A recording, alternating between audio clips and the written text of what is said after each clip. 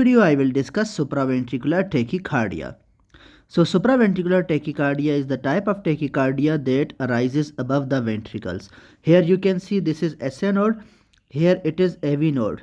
So normally impulse is generated from the SA node, passes through the AV node and into the ventricles.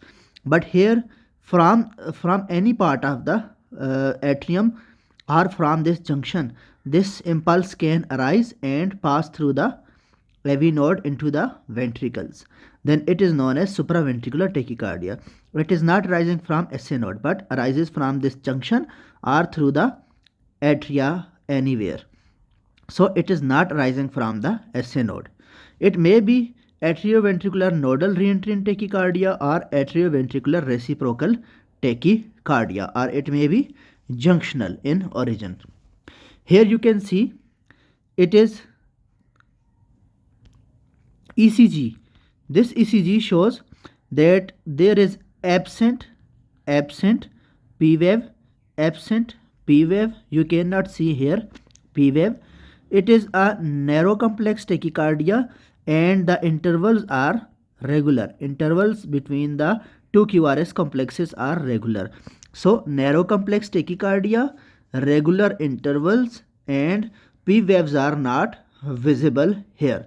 So no P waves visible, narrow complexes, and regular. It should be regular. If it is irregular, then it can be atrial fibrillation or some other arrhythmia.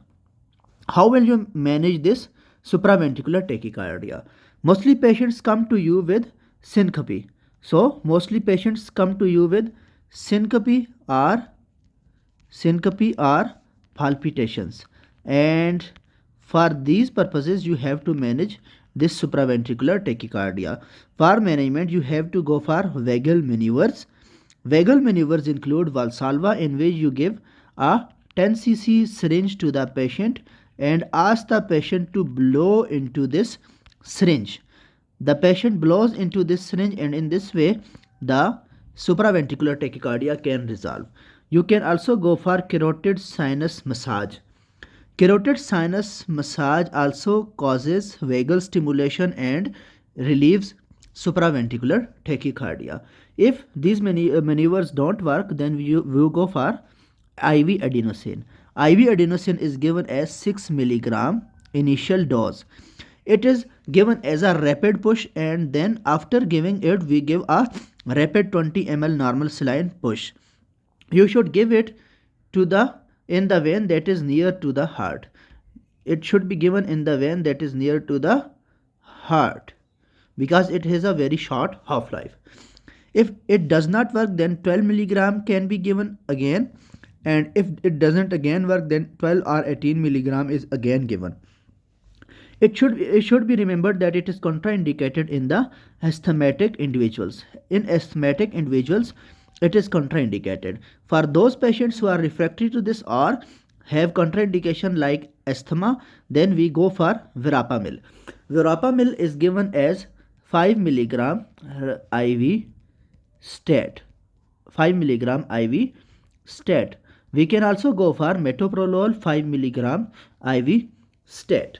If these measures don't work, then we go for electrical cardioversion, and also if the patient is unstable, then we go for electrical cardioversion.